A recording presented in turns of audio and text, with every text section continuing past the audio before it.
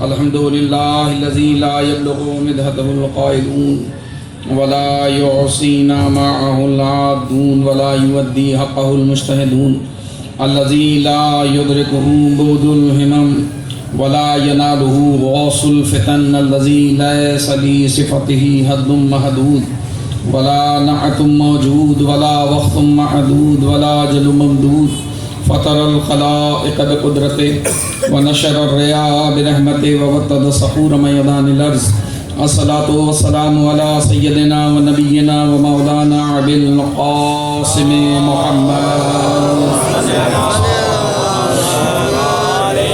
ثم الصلاة والسلام وتحية بالإكرام على أهل بيته الطيبين الطاهرين المعصومين سيما بقية الله الأعظم في الأراضين روحي وأرواح العالمين لتراب مقدم فداء ولعنة الله على أعدائهم ومنكر ولايتهم وفضائلهم وقاصد حقوقهم أجمعين من يومنا هذا إلى يوم الدين قوله الحق بسم الله الرحمن الرحيم كل نفس ذائقة الموت صلوات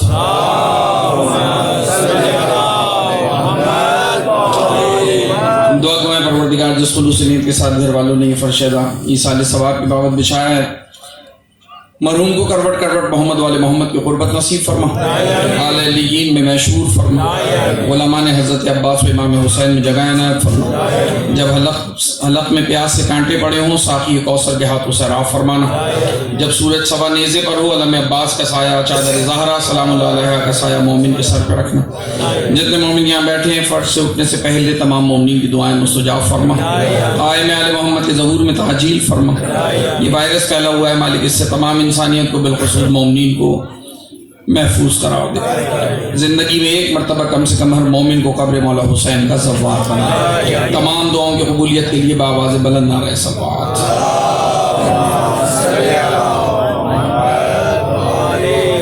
ایصال ثواب کی مجلس ہے کسی نے آپ کے اور ہمارے چھٹے مولا امام جعفر صادق علیہ الصلوۃ والسلام سے سوال کیا کہ مولا کوئی کام کی بات کہ آج بھی تقاضا ہوتا ہے نا ممبر پر آنے والوں سے کہ کوئی کام کی بات کیجئے جس امام سے سوال ہے وہ ہے کہ جس کی وجہ سے آج دنیا میں علوم پھیلے ہوئے ہیں جو کچھ امام اپنی یونیورسٹی میں پڑھاتے تھے وہی آج دنیا میں علوم ہیں جو نظر آ رہے ہیں اور یہی فرمایا مولا کائنات نے کہ علم وہ ہے جو ہم بولتے ہیں باقی جو بولتا ہے وہ ہمیں سن کے بولتا ہے تھوڑی دیر ساتھ رہیں گے امام نے جو کچھ پڑھایا وہ آج دنیا پڑھ رہی ہے سمجھنے کی کوشش کر رہی کسی نے پوچھا تھا جابر نے پوچھا تھا مولا سے مولا موت اور حیات کی بابت کچھ گفتگو فرمائیں مولا نے فرمایا جابر میں بتاؤں گا کہ موت کسے کہتے ہیں تیری سمجھ میں آ جائے گا کہنے لگا اگر سمجھانے والا نبی کا بیٹا ہو تو سمجھ میں کیوں نہیں آئے گا پھر کیوں نہیں سمجھے گی کہ موت کسے کہتے ہیں تو مولا نے فرمایا قصہ مختصر ایک جملے میں اگر سمجھنا چاہو تو موت کو ایسے سمجھو کہ جسے تم حیات سمجھتے ہو وہ موت ہے اور جسے تم موت سمجھتے ہو وہ حیات ہے اسی لیے جب آتے ہو تو روتے ہوئے آتے ہو تم سمجھتے ہو کہ ہم مر رہے ہیں اللہ نے انتقال میں ترقی رکھی اور یاد رکھیے گا مرنے سے پہلے انسان یہ طے کر لے کہ قبر میں اترے تو علی کا دشمن بن کے نہ اترے محب بن کر اترے بس اتنی سی التجا مرنے والوں سے جو مر رہے ہیں جو دنیا سے جا رہے ہیں وہ دنیا چھوڑیں مرحوم ہو جائیں ولایت علی سے محروم نہ جائیں اس لیے کہ اگر دامن اہل بیت ہاتھ میں ہے تو نجات ہے فرمایا تھا آپ کے اور ہمارے رسول اللہ نے کہ اہل بیت کی مثال کشتی نوح کی مثال جو اس کشتی پر سوار ہوگا وہ بچے گا جو سوار نہ ہوگا وہ غرق ہو جائے گا اس لیے کہ لوگ بیٹھے تھے خطبہ چل رہا تھا آپ نے ارشاد فرمایا کہ حضرت نوح علیہ السلام بڑے جلیل القدر نبی گزرے اللہ نے یہ معجزہ عطا کیا حضرت نوح علیہ السلام کو کہ آپ نے قوم کے مظالم سے تنگ آ کر بد دعا مانگی اور جب بد دعا مانگی تو پروردگار عالم بڑا رحیم و کریم ہے اور وہ چاہتا ہے کہ انسان بخشا جائے وہ جہنم میں ڈالنا نہیں چاہتا انسان کو وہ مخلوق سے 70 باؤں سے زیادہ پیار کرنے والی ذات لہذا پروردگار عالم فرمائے گا اے نوح یہ بیج لو زمین میں بو دو مالک میں نے عذاب مانگا ہے قوم کو برباد کر دے ایک بھی کافر زمین پہ نہ بچنے پائے قرآن ہے ایک کافر بھی زمین پہ نہ بچے سب پر عذاب نازل کر دے اور اللہ جبرائیل کے ذریعے سے بیج بھیج رہا ہے، یہ بیج لو اور زمین میں بو دو۔ مالک اس کا کیا کروں؟ کہ یہ زمین میں ڈالو گے، اس سے درخت بنے گا، جب درخت بن جائے تو تم نے تختے الگ کرنے، 1,24,000 تختے ہیں جو اس درخت سے حاصل ہوں گے۔ توجہ فرما رہے ہیں آپ؟ اللہ ہم نے عذاب مانگا ہے اور تو کہہ رہا ہے کہ پہلے آبیاری کرو، پہلے بیج کو بو، اب یہ بڑا ہو، اور کب درخت بڑا ہوگا؟ اور اتنا بڑا درخت کہ جس سے 1,24,000 تختے الگ کرنے، اور کتنی محنت درکار ہے، اور اس میں کوئی مدد بھی نہیں کرے گا، یہ کام اکیلے نوح نے کرنا ہے۔ توجہ فرما رہے ہیں؟ یہ کیا ہے؟ یہ پروردگار موقع دینا چاہتا ہے انسان کو کہ کشتی نجات بننے والی ہے، ابھی بھی موقع ہے، عذاب آنے والا ہے، کوشش کرے کہ توبہ مانگے۔ آپ سن رہے ہیں؟ دیکھیے ابھی جیتا جاگتا انسان تھا، تھوڑی دیر میں خبر آ گئی، اور مسلسل یہی ہو رہا ہے معاشرے میں، موت اور حیات کا پتہ نہیں، کب سانس کی ڈور ٹوٹ جائے کوئی معلوم نہیں، کب موت واقع ہو جائے یہ نہیں معلوم مجھے کہ تقریر مکمل ہوگی یا نہیں ہوگی، اتنا یقین ہونا چاہیے موت کا۔ لیکن ہماری تیاری کیا ہے موت کے حوالے سے؟ ہم نے موت کے حوالے سے کیا تیاری کی؟ وہاں کشتی نجات بن رہی ہے اور اللہ موقع دے رہا ہے کہ جب تک کشتی بن جائے، عذاب اس وقت آئے گا جب کشتی مکمل ہوگی۔ تو لوگ کیا کر رہے ہیں؟ لوگ حضرت نوح پر تانے کس رہے ہیں، یہاں پینے کو پانی نہیں ہے، ندی نالے خشک ہیں، اور آپ کشتی بنا رہے ہیں، یہ کشتی کہاں چلے گی؟ یہ معصوم کا مذاق اڑانے کا نتیجہ تھا کہ تمام دنیا غرق ہو گئی پانی میں، لمحے میں ہر جگہ پانی پانی تھا۔ جب کشتی تیار ہو گئی تو اب موقع نہیں ملے گا۔ نبی قصہ سنا رہے تھے اپنے اصحاب میں، تو کسی نے اٹھ کر کہا اللہ کے نبی کتنا حسین موقع تھا حضرت نوح کی قوم کے لیے کہ یہاں کشتی میں قدم رکھو، وہاں نجات لے لو۔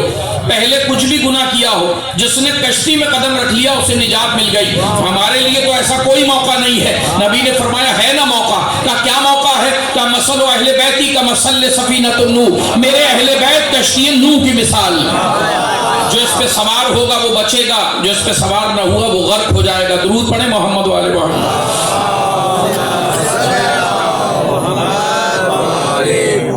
اور یہ وہ امام ہے کہ جو مولا کائنات کے برابر کا امام ہے۔ دیکھیے 14 کے بارے میں فرمایا نا رسول خدا نے، اولنا محمد، اوسطنا محمد، آخرنا محمد۔ لیکن ہمارے اور آپ کے سمجھانے کے لیے آپ کا چھٹا امام فرماتا ہے، ہمارا چھٹا امام فرماتا ہے، صادق امام فرماتا ہے کہ مجھے علی کا بیٹا ہونے سے زیادہ اس بات پہ فخر ہے کہ میں ولایت علی پہ عمل کرنے والا ہوں، میں ولایت علی پہ عمل کرتا ہوں۔ یہ مولا کے لیے اعزاز کی بات ہے۔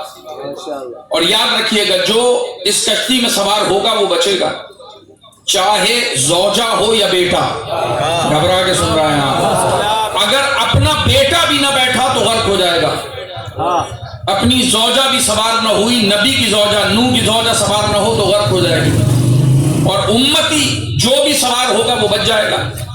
اسی لیے کہا کہ دور سے آیا تھا مگر سلمان ایسا تھا کہ چاہتا تھا اس کشتی پہ سوار ہو، تو نبی نے فرمایا منا اہل البیت، یہ ہم اہل بیت میں سے ہے۔ توجہ فرما رہے ہیں؟ تو موت بڑی یقینی ہے، اس کی تیاری بھی کرنا چاہیے۔ اور موت کی تیاری ہمیں کیا معلوم کتنے دن یہاں رہنا ہے، تو وصیت کر جائے انسان، نہیں معلوم کب سانس ٹوٹ جائے۔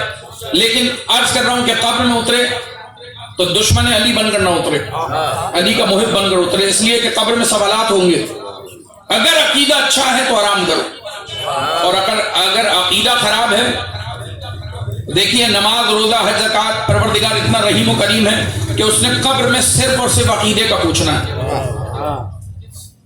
عقیدہ بتاؤ، اگر عقیدہ اچھا ہے تو آرام کرو، اور اگر عقیدہ خراب ہے تو یہیں سے عذاب کا سلسلہ۔ تھک کر سن رہے ہیں آپ؟ اگر عقیدہ اچھا ہے تو یہاں آرام کرو، اور اگر عقیدہ اچھا نہیں ہے تو یہیں سے عذاب کا سلسلہ ہے۔ اس لیے کہ جو کمپلسری سبجیکٹ میں فیل ہو جائے وہ اگلی کلاس میں پروموٹ نہیں ہوتا۔ اور یاد رکھیے گا پروردگار اتنا رحیم و کریم ہے، کسی نے پوچھا آپ کے مولا سے تو فرمایا یاد رکھنا وہ سزا نہیں دیتا قبر میں، اس حوالے سے کہ نماز نہیں پڑھی، روزہ نہیں رکھا، حج نہیں کیا، اس لیے کہ اگر میں قبر میں اتر جاؤں اور پروردگار مجھے فرشتوں کے ذریعے سزا دے دے اس بات پر کہ میں نے نماز نہیں پڑھی، اور کل میرا بیٹا بڑا ہو کر میرے لیے نمازیں پڑھ دے، نہیں سنا آپ نے، تو وہ عادل نہیں رہے گا۔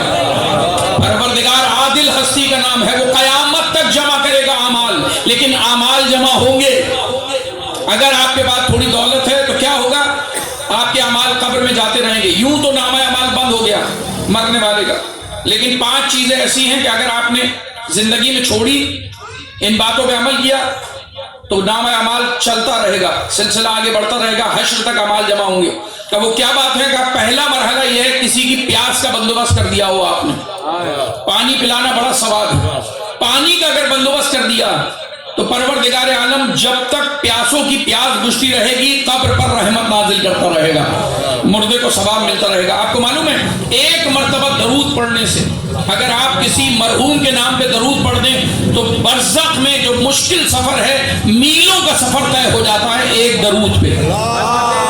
مرنے والوں کا میلوں کا سفر طے ہو جاتا ہے. مجھے اندازہ ہے موت کی مجلس اور آپ پریشان ہیں، لیکن مجھے ایک مضمون آپ کی خدمت میں عرض کرنا ہے.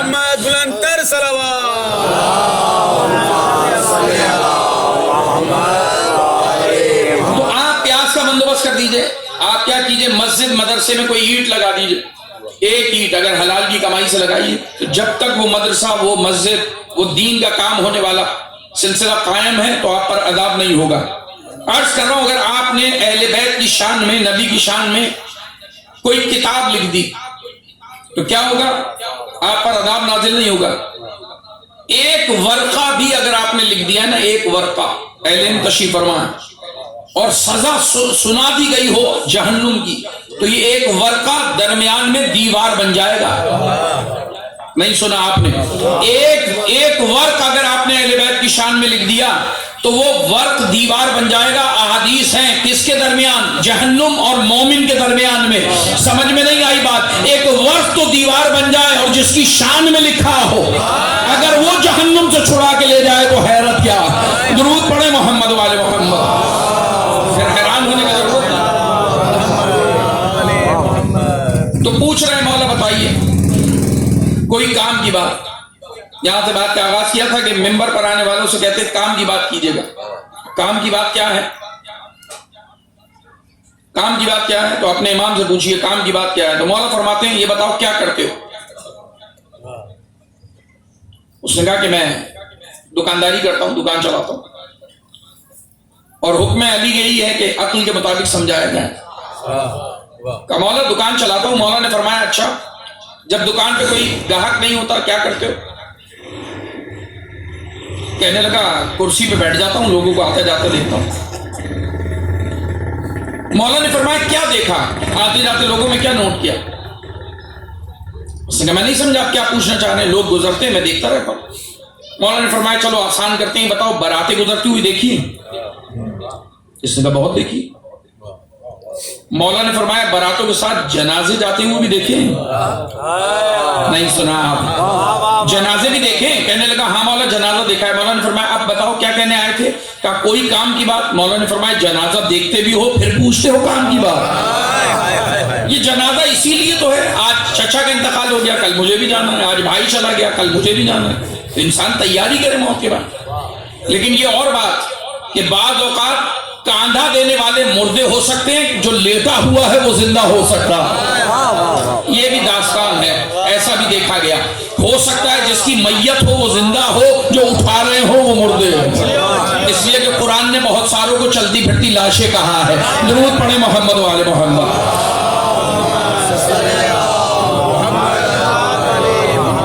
دوسرا سوال یہ ہے، آپ کو زیادہ زحمت نہ دوں مولا، دوسرا سوال یہ ہے کہ سمجھ میں آ گئی کام کی بات، مردہ دیکھو جنازہ دیکھو تو موت کی تیاری کرو. مولا یہ زندگی اور موت میں فاصلہ کتنا ہے؟ دیکھیے بزرگان بیٹھے ہیں، نوجوان بیٹھے ہیں، اگر میں سوال کروں مجھے بتائیے موت اور حیات میں فاصلہ کتنا ہے؟ ہم مختلف لوگ ہیں نا، مختلف لوگ، مختلف کیٹیگری کے لوگ. کوئی 6 مہینے میں مر گیا، کوئی 60 سال میں، کوئی 90 سال میں، کوئی بستر میں موت مانگ رہا ہے، موت آتی نہیں. مختلف عمروں میں مرتے ہیں نا لوگ. اب اگر مجھے موت 60 سال میں آنی ہے تو میرے لیے 60 سال کا فاصلہ ہے. اگر کسی کو 90 برس میں آنی ہے تو 90 برس کا فاصلہ. جو جلدی مرا اس کے لیے جلدی فاصلہ ہے. مولا کیا جواب دیں؟ مولا بتائیے آپ نبی کے بیٹے، موت اور حیات میں کتنا فاصلہ ہے؟ تو مولا نے فرمایا وہی جنازہ جو گزرتے ہوئے دیکھا ہے، صرف گزرتے ہوئے دیکھا ہے، یہ شرکت بھی کی ہے؟ کیا شرکت بھی کی ہے؟ مولا نے فرمایا صرف تابوت دیکھا ہے یا تابوت میں بندے کو بھی دیکھا؟ مولا بندے کو بھی دیکھا ہے، صرف کفن میں دیکھا ہے یا چہرہ بھی دیکھا ہے؟ مولا چہرہ بھی دیکھا ہے۔ کیا چہرے پہ غور کیا کیا؟ اس لیے کہ قرآن یہی کہہ رہا ہے غور کرو، غور کرو، تدبر کرو۔ کیا غور کیا مردے پر؟ مولا میں نے دیکھا کسی مردے کی آنکھیں کھلی تھی، کسی کی بند تھی۔ مولا نے فرمایا آپ کیا پوچھ رہا ہے؟ کہا موت اور حیات میں فاصلہ کتنا ہے؟ کہا بس اتنا فاصلہ ہے، جس کی بند تھی وہ کھول نہیں سکا ہے، جس کی کھلی ہے وہ بند نہیں کر سکا۔ درود پڑھیں محمد وآل محمد۔ موت اور حیات میں کتنا فاصلہ، کیا کہنا ہے، ماشاءاللہ۔ اب اگر اجازت دیں تو ایک مضمون آپ کے حوالے کرتا ہوں، فضائل اور مصائب ملا کے زیادہ دیر نہیں لگی۔ اور جتنے احباب سن رہے ہیں وہ شیعہ ہوں وہ سنی ہوں، اور ایک التجا کروں گا خدا کی قسم، چاہے آپ اس پہ عمل کریں نہ کریں، لیکن میرا فرض ہے ممبر کا حق ادا کرنا کہ محلے میں کسی کی ڈیتھ ہو جائے، خبر مل جائے، انتقال ہو جائے تو سب بیٹھ جاتے ہیں فرش پر آ کر۔ اب نہ یہاں کوئی وہابی ہے، نہ کوئی شیعہ ہے، نہ کوئی سنی ہے، نہ کوئی دیوبندی ہے، نہ اہل حدیث ہے۔ توجہ کر رہے ہیں آپ؟ کیوں؟ اس لیے کہ محلے میں ایک جنازہ اٹھا ہے، بچوں سے ہمدردی کے لیے لوگ آ گئے، فرصت دے رہے ہیں۔ ارے ہمارا اور آپ کا کوئی مر جائے تو ہم سب ایک ہو جاتے ہیں، نبی کے خاندان میں اگر میتیں ہو جائیں تو پھر سارا جھگڑا حسین سے کس بات کا؟ میں کچھ عرض کر رہا ہوں، جب میرا کاندھا، مجھے کاندھا دینے کے لیے پورا محلہ جمع ہو جائے، فرقوں کو نہ دیکھیں، تو جس نے دین بچایا اس کا جنازہ اٹھانے میں کیوں پریشانی ہو؟ کاش ہم دشمن کی چال کو سمجھیں اور ایک ہو جائیں۔ دیکھیے ہدایت کا مسئلہ یہ ہے کہ ہمیں پلا پلایا دین ملا، ہم مومن کے گھر پیدا ہو گئے، اور وہ بھی ہمارے ماں باپ کی کوئی نیکی ہوگی جو کام آ گئی، ایسا ہی ہے نا؟ یا پھر علی نے تلوار سر پہ روک لی ہوگی، نہیں سنا آپ نے؟ جو ولادت ہو گئی مومن کے گھر، اور نہ روکتا علی تلوار تو کہاں سے دنیا میں آتے؟ دیکھیے بہت ساروں نے صرف کلمہ پڑھا زبان کی نوک سے، اس لیے کہ ایمان دل سے چھو کر بھی نہیں گزرا۔ جس نے زبان کی نوک سے کلمہ پڑھا وہ مسلمان ہوا، اور جس کے دل میں ایمان اتر گیا وہ مومن ہوا۔ یہی کہتا ہے قرآن کہ یہ نہ کہا کرو یا رسول ان سے کہو کہ ہم مومن ہیں، ہم ایمان لائے ہیں، ایمان تو چھو کے نہیں گزرا۔ ہاں اتنا کہہ دیا کرو کہ اسلام لے آئے ہیں، مسلمان ہیں۔ توجہ کر رہے ہیں آپ؟ اسلام لے آئے۔ اسلام کا کم سے کم فائدہ یہ ہوا کہ علی کی تلوار سے بچ گئے، بس اتنا فاصلہ۔ ورنہ یہی کہا تھا بی بی نے دربار میں، یہ ابن طلقہ، ہمارے آزاد کردہ غلاموں کی اولادوں، اگر نہ کرتا میرا نانا معاف تو پھر آج کھڑے ہو کر بات نہیں کر سکتے تھے ہمارے سامنے، لیکن پہچانا نہیں۔ آج جو بھی مجلس حسین کے خلاف ہو، آج جو بھی رسول کے خانوادے کے خلاف ہو، تو سمجھ لیجئے گا کہ بنو امیہ کے ڈالر بات کر رہے ہیں۔ ہدایت کے لیے ضروری نہیں کہ بندہ کسی مسلمان کے گھر پیدا ہو، اور یہ بھی ضروری نہیں کہ مومن کے گھر پیدا ہو اور جنت چلا جائے، یہ بھی ضروری نہیں۔ ایمان آخر تک شیطان چھیننے کی کوشش کرتا ہے، بس جس کا ایمان بچ گیا، جو اپنے ایمان کو بچا گیا۔ اسی لیے کہا من مات علی حب آل محمد مات شہیدا، وہ مومن نہیں جو زندگی اہل بیت کی محبت میں گزار رہا ہے، شہید تو وہ ہے کہ جو اہل بیت کی محبت میں مر جائے۔ کامیابی تو اس کے لیے ہے، اس لیے کہ ہم زندہ رہ کر بھی اگر ان کے سیرت پہ عمل نہ کریں تو مردہ ہیں، اور اگر ہم مر جائیں ان کی محبت میں تو مر کر بھی نہیں مریں گے۔ شہید اسی کو کہتے ہیں جو زندہ ہے، کھاتا ہے، پیتا ہے، ہمیں اس کے زندگی کا ادراک نہیں۔ دیکھیے قرآن میں سورہ حمد ہے، اور سورہ حمد ہم سے تقاضا کر رہی ہے کہ دعا کرتے رہو دن میں 10 مرتبہ اہدنا الصراط المستقیم۔ اہدنا الصراط المستقیم کیا ہے؟ چند جملوں میں سماعت کریں گے اگر آپ کا دل ہے، ورنہ مصائب کے 2 جملے بولیں۔ درود پڑھیں محمد وآل محمد۔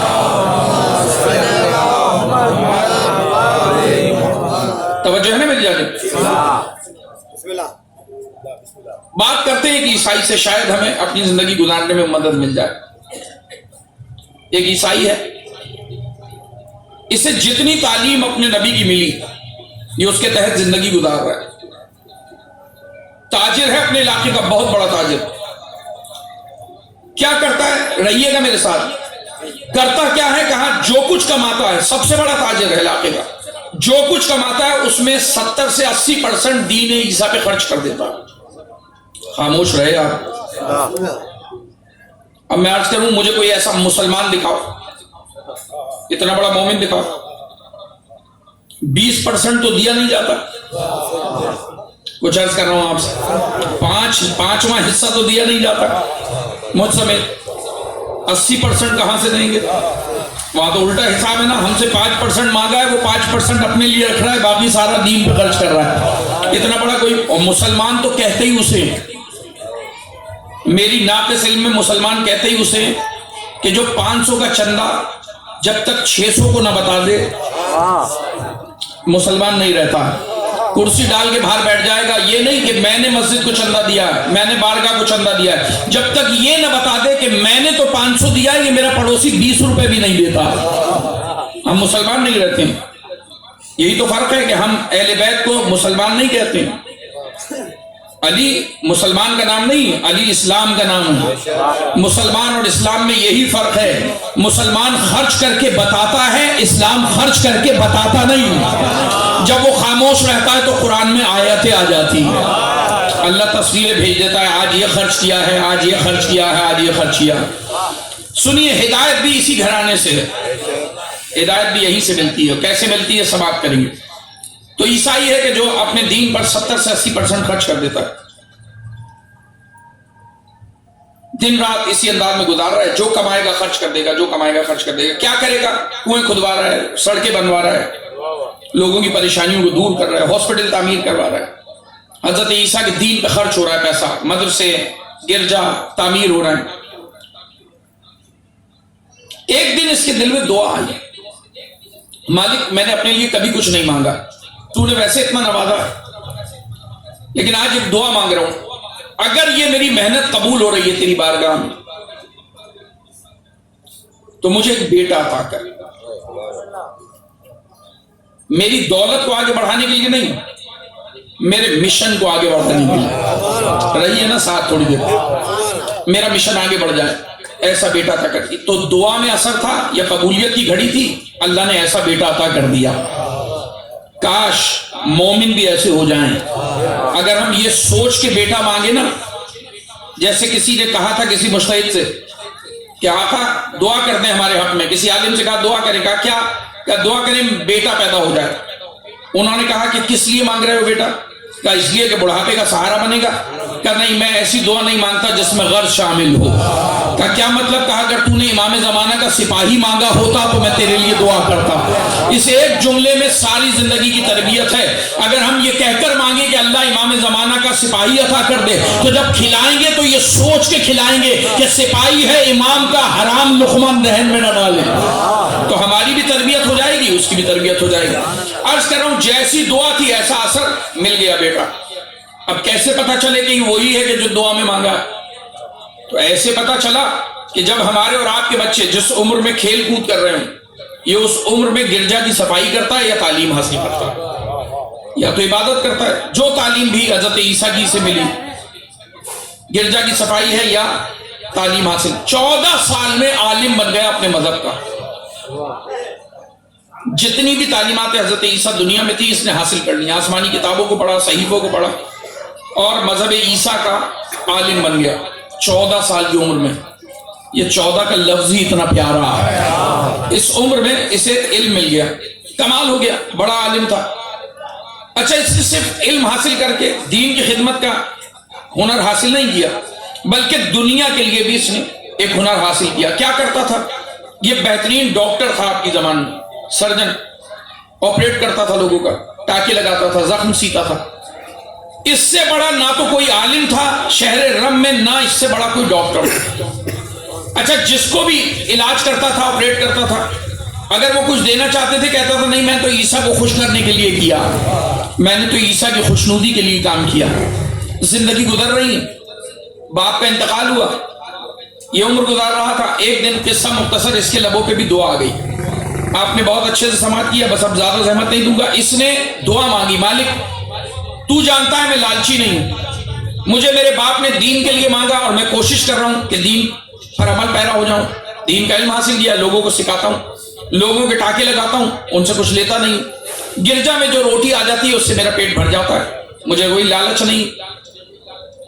लेकिन अगर मेरी मेहनत तेरी बारगाह में कबूल हो रही تو مالک جیسے میرے بابا نے مجھے مانگا تھا میں ایک دعا کر رہا ہوں، مجھے اولاد بھی نہیں چاہیے، کیا مانگے گا؟ تو اس نے دعا مانگی کہ اگر یہ میرا سب کچھ قبول ہو رہا ہے تو مجھے عیسائیوں میں ایسا عہدہ دنیا میں عطا کر کے دنیا میں کسی عیسائی کو نہ دیا ہو۔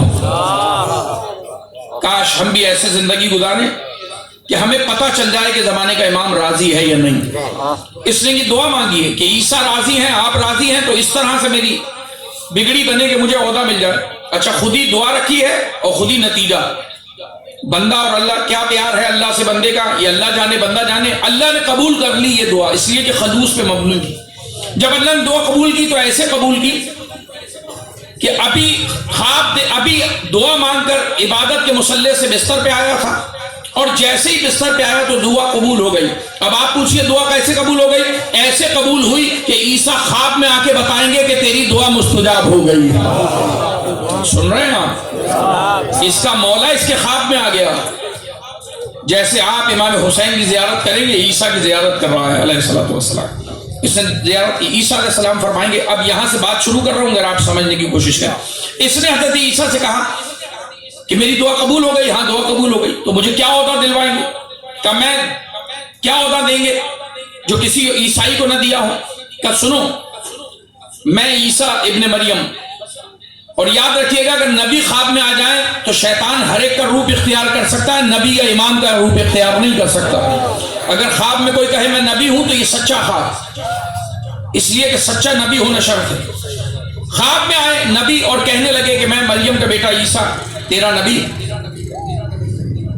عہدہ جو تو نے مانگا ہے اللہ تجھے عطا کرے گا، لیکن وہ دیتا ہے وسیلے سے۔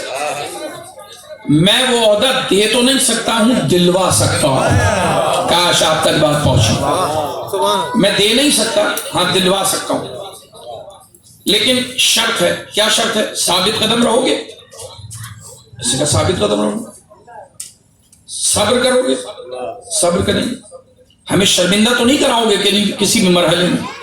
نہیں اللہ کے نبی، میں تو زندگی آپ کی محبت میں جی رہا ہوں۔ اگر یہ تین وعدے کرو تو عہدہ دے نہیں سکتا، دلوا سکتا ہوں۔ صرف دلوا دیں گے عہدہ، سفارش ہم کریں گے، انشاءاللہ عہدہ مل جائے گا۔ یہ تین کام تم نے کرنے: صبر، استقامت، اور شرمندہ نہ کرانے کا وعدہ۔ آپ کے امام نے بھی آپ سے یہی مانگا ہے، شیعوں جب محشر میں آنا تو ہمیں شرمندہ نہ کرانا۔ عرض کر رہا ہوں، یہ ہر نبی کی ڈیمانڈ پہ ہی اپنی امت سے درود پڑھے محمد و آل محمد۔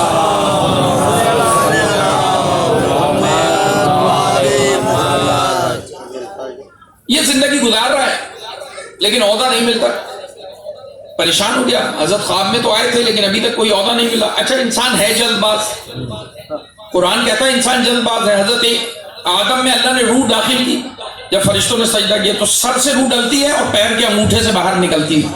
علماء بیان کرتے ہیں روح کو داخل کیا، ابھی گھٹنے تک آئی تھی روح، آدم نے چلنا شروع کیا، اب مکمل تو ہوئے نہیں کہ گر گئے۔ اس لمحے میں پروردگار نے فرمایا وَكَانَ إِنَّ الْإِنسَانَ عُجُولًا، یہ انسان ہے ہی جلد باز۔ اب باپ نے جلدی کی ہے تو اولاد کیوں نہیں کرے گی؟ لہذا اولاد بھی جلدی کرتی ہے۔ اور یہ بھی یاد رکھیے کہ اگر جلدی کی اور پروردگار نے کہا کہ اس نے جلدی کی ہے تو بیٹے بھی جلدی کریں گے، یہ بھی جلد باز ہے، صبر نہیں ہوتا ان سے۔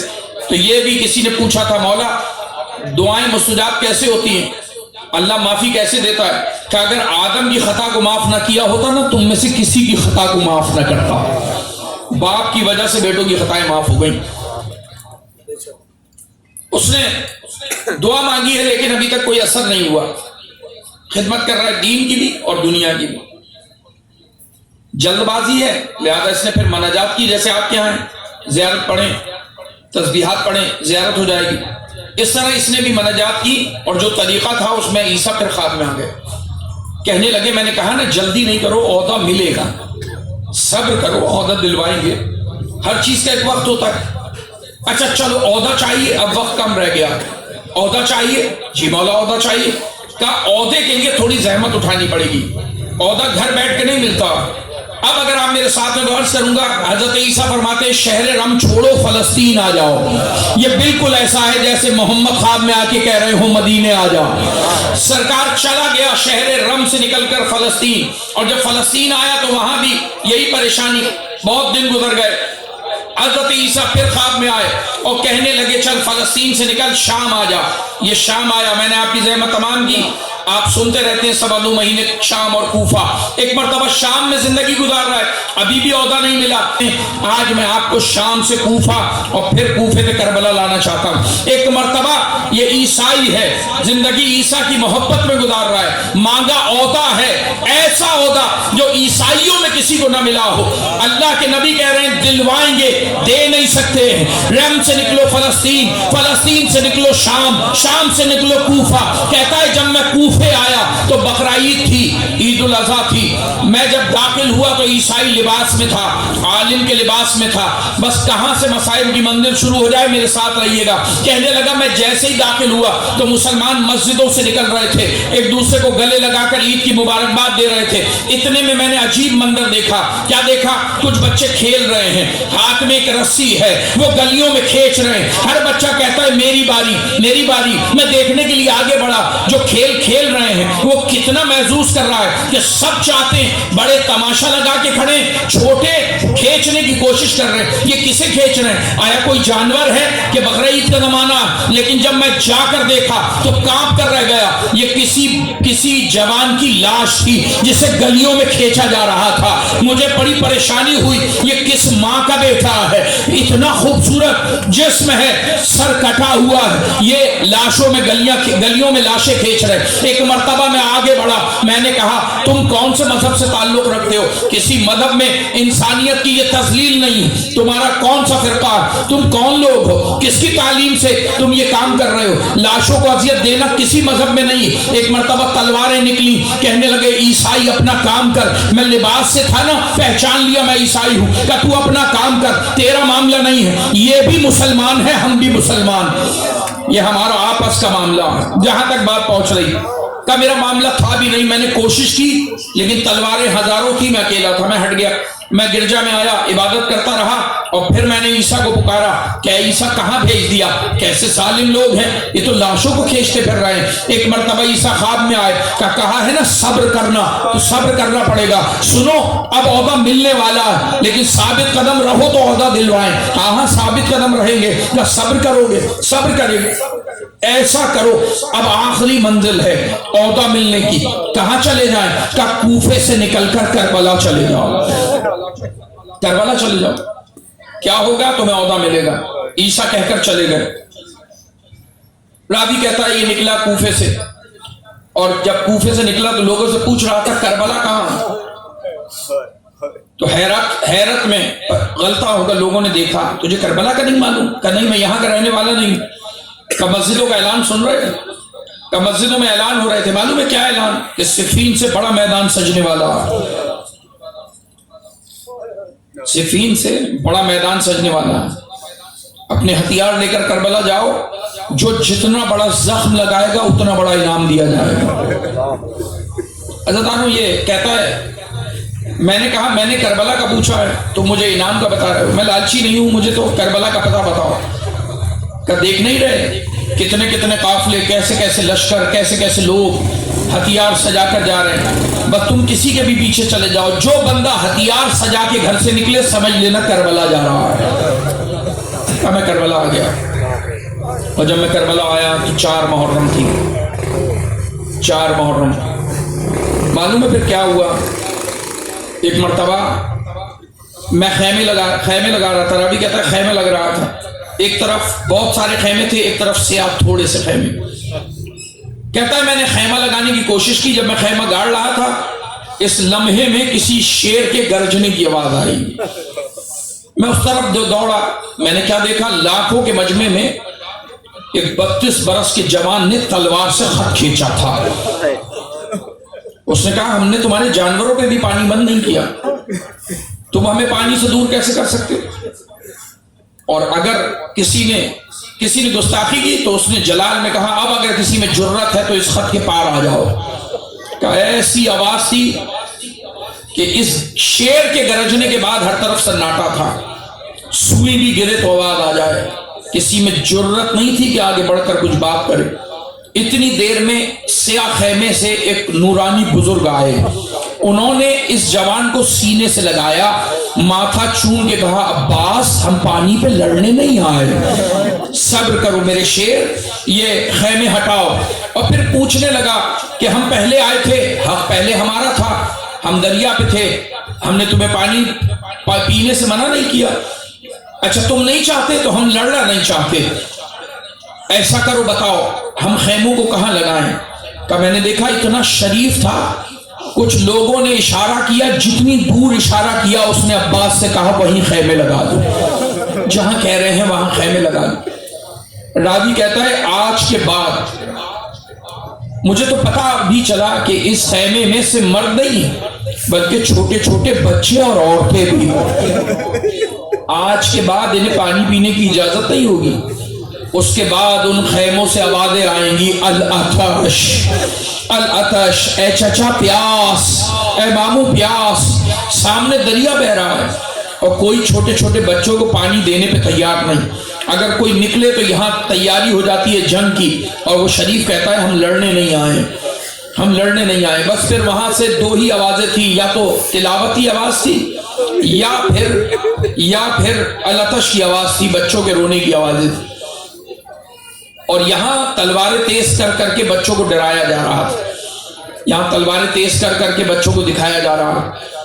میرا کوئی کام نہیں تھا، نہ ان سے نہ ان سے، میں تو خیمے میں تھا۔ اور راوی اسی انداز میں لکھتا ہے کہ خیمے میں عبادت کر رہا تھا، کہتا ہے 9 محرم کو جنگ ہو جاتی لیکن جنگ نہیں ہوئی، کیوں؟ وہی شریف اسی جلال والے شیر کو بھیج کر کہہ رہا تھا کہ ہمیں 1 رات کی مہلت دے دو۔ یہ لوگ حقارت سے کہہ رہے تھے ہم نے مہلت دے دی، اور وہ شیر پوچھ رہا تھا کہ آقا میں اور اجازت؟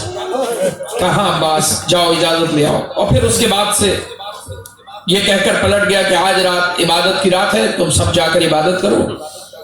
ہم اپنے خیمے میں تھے، وہ وہاں تھا۔ پھر صبح ہو گئی اور صبح جنگ کا نکارہ بج گیا، اور جب جنگ کا نکارہ بجا اور جنگ ہوئی تو ہم نے عربوں کی جنگیں دیکھی تھیں۔ جنگ میں کیا ہوتا تھا؟ یہاں سے ایک نکلتا تھا، وہاں سے ایک نکلتا تھا، مردانگی سے جنگ ہوتی تھی، جو جسے گرا دے۔ ہر دور میں ایسی جنگ تھی، لیکن یہاں جنگ نہیں تھی۔ میں نے زحمت تمام کی آپ کی، کہا یہاں تو ظلم ہی ظلم تھا، اس لیے کہ بڑی بے ترتیب فوج تھی، یہاں بڑے بڑے عجیب شکلوں کے لوگ تھے، وہاں چھوٹے چھوٹے معصوم بچے تھے، وہاں سے 5 برس کا بچہ نکلتا تھا، یہاں سے کئی مل کر حملہ کرتے تھے، ارے بھیڑیوں سے مار کے گرا دیتے تھے، وہ بچہ آواز دیتا تھا مابو میں گر رہا، وہاں سے وہ شریف آتا تھا، بزرگ اٹھا کے لے جاتا۔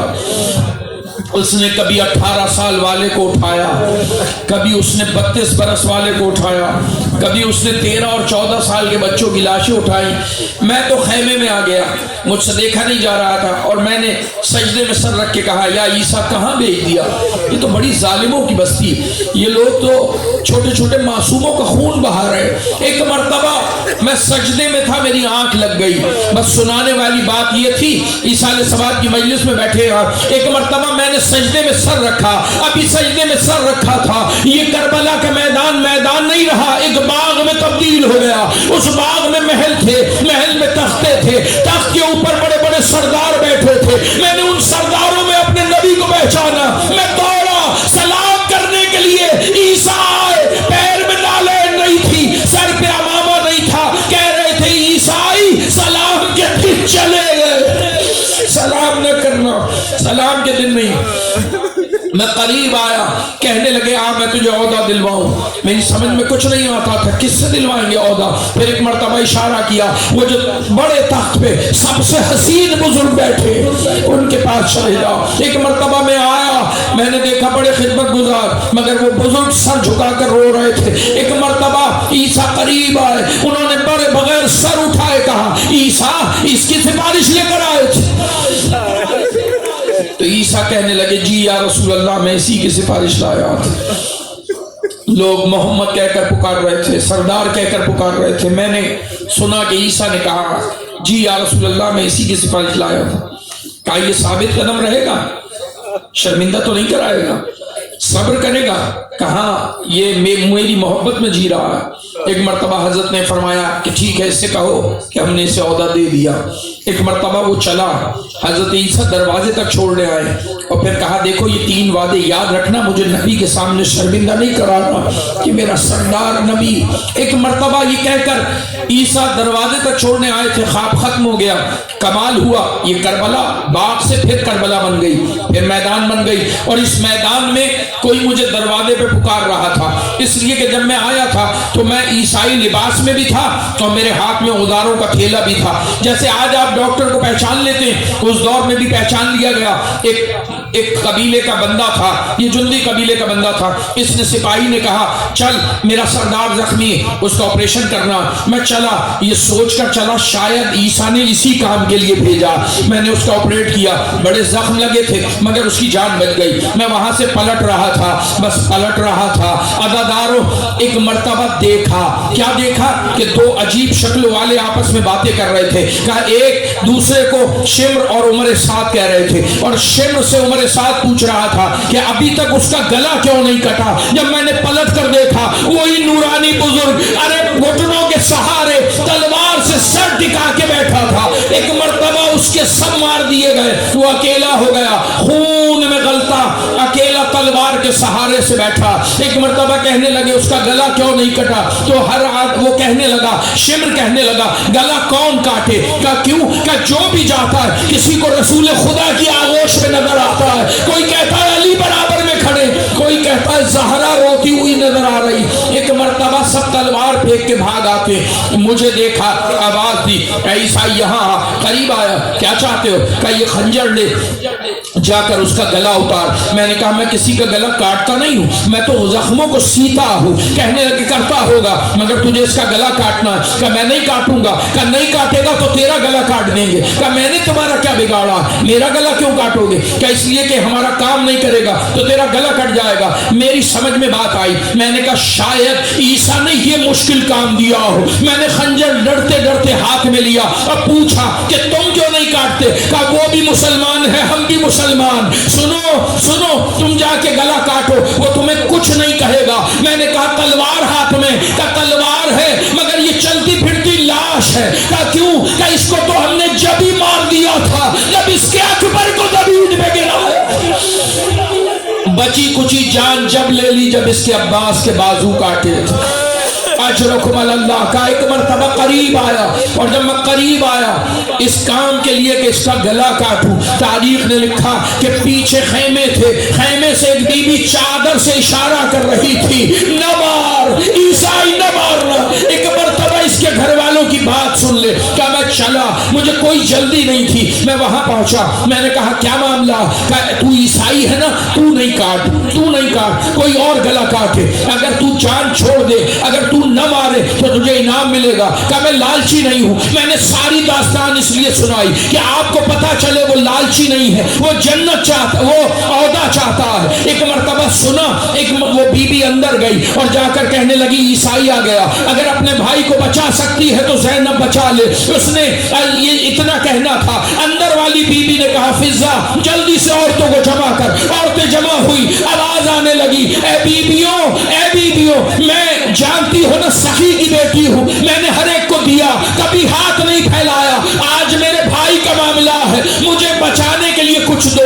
کسی نے چاندی، کسی نے بالیاں اتاری، کسی نے گلو بن دیا، کسی نے چوڑیاں دی، زیور کی گٹھری بنی لا کر مجھے دی۔ عیسائی سے کہا یہ گٹھری تو لے لے، کہنے لگا یہ لالچ نہیں ہے۔ اندر آئی فضا، کہنے لگی وہ زیور پہ راضی نہیں ہے، تو اندر والی بی بی کہنے لگی سچ کہتا ہے، کوئی یوسف تھوڑی ہے کہ جو زیور میں بک جائے گا، ارے فقر یوسف ہے، اس سے کہو ٹھہرے۔ ایک مرتبہ کہا کاغذ قلم دو، کاغذ قلم آیا، ایک مرتبہ کچھ لکھا لا کر مجھے دیا، گٹھری بھی تو لے جا، یہ کاغذ قلم، یہ کاغذ بھی تو لے لے۔ میں نے کہا اس کاغذ میں کیا ہے؟ کہ مدینے میں ہماری جاگیریں ہیں، وہاں ہمارا بھائی محمد ہے، اس سے کہنا حسین کو بچانے کے لیے زینب نے ساری جاگیریں عیسائی کے نام لکھ دی، تو لے لے۔ ایک مرتبہ کہنے لگا مجھے زمین کا لالچ نہیں، مجھے دولت کا لالچ نہیں۔ فضا اندر گئی، کہنے لگی بی بی نہ زمین پہ راضی ہے نہ زیور پہ راضی، اتنا سننا تھا۔ علی کی بیٹی جلال میں دروازے پر آئی، آ کر کہنے لگی اے عیسائی اگر زیور پہ راضی نہیں ہے, اگر زمین پہ راضی نہیں ہے, اگر تو راضی ہو جائے میں اسی جنگل میں تجھے جنت لکھ کر دوں, راضی ہو جائے گا. میں نے کہا جنگل میں جنت بانٹنے والی کوئی سردار کی بیٹی ہے, کوئی نبی کی بیٹی. کہنے لگا سچ کہنے لگی, صحیح پہچانا, میں نبی کی بیٹی ہوں. اتنا سنا یہ دوڑا, راوی کہتا ہے یہ کہہ کر دوڑا, اے پروردگار گواہ رہنا میں نے کسی چیز کو بھی لالچ میں ہاتھ نہیں لگایا. میں دوڑا وہاں جہاں وہ بزرگ بیٹھا تھا. ایک مرتبہ قریب آیا, میں نے آ کر کہا اے بزرگ سر اٹھا, یہ نبی کی بیٹیاں تیری ضمانتیں کیوں لے رہی ہیں؟ اس نے کہا تو اپنا کام کر, تو اپنا کام کر. میں نے کہا نہیں تو مجھے نہیں جانتا, میں عیسائی ہوں. کہا میں نہیں جانتا, میں جانتا ہوں تو قیس ہے. کہا کون قیس؟ کہا عبد المسیح کا بیٹا.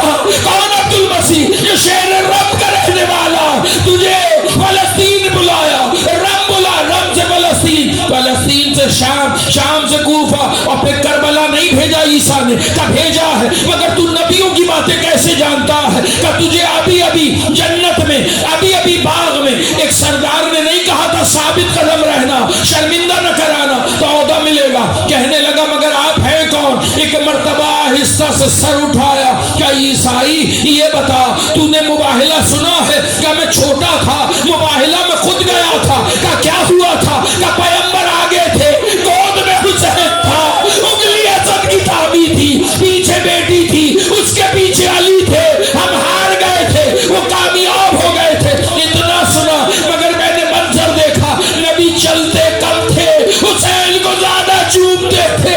سر اٹھا کے کہنے لگا اے عیسائی مباہلے کا حسین, اے عیسائی مباہلے کا حسین تیرے سامنے. کہنے لگا آقا اپنے بابا کا کلمہ پڑھاؤ. میں نے کلمہ پڑھایا, امام نے کلمہ پڑھایا, اس نے کلمہ پڑھا. راوی کہتا ہے فوج قریب آ گئی, کہنے لگی اے عیسائی اب کلمہ پڑھنا فائدہ نہیں دے گا. ارے لعنت ہو تم پر, ابھی محمد سے ملاقات ہوئی, سردار نے مجھے بشارتیں دی ہے, نبی کے بیٹے کو کاٹ رہے ہو, اس سے کلمہ پڑھنا فائدہ نہ دے گا. فوج قریب آ چکی تھی, کوئی پتھر مار رہا تھا, کوئی خنجر مار رہا تھا. کہنے لگا اے آقا وہ عہدہ کہاں؟ فرمایا یہی خنجر لے, ان سے جہاد کر, تو مارا جائے گا, تجھے عہدہ ملے گا. عزادارو پلٹا, جس نے فوج پہ حملہ کیا, 2-3 کو فلنار کیا, مارا گیا. ابھی گرا تھا, کونیوں کے بل اٹھا. کہنے لگا اے آقا ابھی بھی سمجھ میں نہیں آیا وہ عہدہ کہاں ہے؟ کہ اے عیسائی یہ عہدہ تو نبیوں کو نہ ملا جو تجھے ملنے والا ہے. کیسا عہدہ؟ کہا وہی تیرا بھی خون ہے جہاں میرے عباس کا خون, تیرا خون بھی وہی ہے جہاں میرے اکبر کا خون. ارے شہداء میں شامل ہوا, ایسا عہدہ کسی کو نہیں ملا. اتنا سننا تھا, ایک حسرت زبان پر آ گئی, اے آقا میں نے صبح سے دیکھا تو ہر ایک گرنے والے کو لاتا تھا, مجھے نہیں اٹھائے گا. آواز آئی اب حشر میں ملیں گے, وہ دیکھ شمر خنجر لا رہا. الا لعنت اللہ علی القوم الظالمین سیعلم الذین ظلموا ای منقلب ینقلبون. اے رب جہاں پنجتن پاک کا صدقہ اس قوم کا دامن غم شبیر سے بھر. ہم یہ تجھے واسطہ محمد والے محمد کی عظمت کا, جس خلوص نیت کے ساتھ گھر والوں نے سال ثواب میں فرش اللہ بچھایا. فرش بچھانے والوں کو بچھانے کا, پڑھنے والوں کو پڑھنے کا, سننے والوں کو سننے کا اجر عظیم عطا فرما. مالک کوئی غم نہ دے سوائے ہمیں اہل بیت, دین سمجھنے اور سمجھانے کی قوت عطا فرما, اس پر عمل پیرا ہونے کی توفیق عطا فرما, مذہب حق کو ترقی عنایت فرما, قائم آل محمد کے ظہور میں تعجیل فرما. جتنے مومن فرش اللہ پر بیٹھے ہیں اٹھنے سے پہلے ہر ایک کی دعائیں مستجاب فرما. پروردگار جو بیمار ہوں صحت کاملہ شفاء عاجلہ نصیب فرما. پروردگار جو بے گناہ اسیر ہوں جلد از جلد رہائی نصیب فرما. مالک جو غریب ہیں ان کی مفلسی کو دور فرما. تجھے واسطہ محمد والے محمد کی عظمت کا مالک, کروٹ کروٹ محمد والے محمد کی قربت نصیب ہو اس مومن کو جس کے وسیلے سے ہم نے یہ ذکر کیا, ذکر سنا. جب حلق میں پیاس سے کانٹے پڑے ہوں ساقی کوثر کے ہاتھوں سیراب فرمانا، جب سورج صبح نیزے پر ہو لمحہ عباس کا سایہ مومن کے سر پہ رکھنا، قبر کو نور علی سے منور فرما، قبر برزخ حشر میزان پل صراط کی تمام تکالیف کو راحتوں سے بدل دے، گھر والوں کو صبر جمیل عطا فرما، اسی طرح مومن کے حق میں کار خیر کی توفیق عطا فرما۔ ایک مرتبہ سورہ فاتحہ کا ملتمس اپنے تمام مرحومین کو یاد کرتے ہوئے مختار حسین بلد قادر بخش رند کے لیے سورہ فاتحہ تلاوت۔ یا اللہ سورہ فاتحہ کا ثواب، کا ثواب، مجلس کا ثواب، نظم نیاز کا ثواب، اور جو نیک اعمال مرنے سے لے کر اب تک گھر والوں نے مومن کے حق میں کیے ہیں اس کا ثواب، اس کا بہترین ارج امام کے صدقے میں، کربلا والوں کے صدقے میں ہم حوالے کرتے ہیں 72 شہداء کو، صدیقین کو، صالحین کو، انبیاء کو، حضرت پاک علیہ الصلوۃ والسلام کو، جن میں 5 قرآن کریم، 41 مرتبہ عہد نامہ، 41 مرتبہ یاسین، 41 مرتبہ سورہ ملک، 1,00,000 مرتبہ کلمہ طیبہ، اور جو بھی نیک عمل کیے گئے ہیں مالک اسے اپنی بارگاہ میں قبول و مقبول فرما، مومن کو اس کو بہترین اجر عطا فرما، اپنی دعاؤں کی قبولیت کے لیے، مرحوم کی مغفرت کے لیے، جلد از جلد روزہ امام پر حاضری کے لیے، اور 12ویں امام کے ظہور میں تعجیل کے لیے، بلکہ ہر بیماری سے صحت یابی کے لیے با آواز بلند نعرہ صلوات۔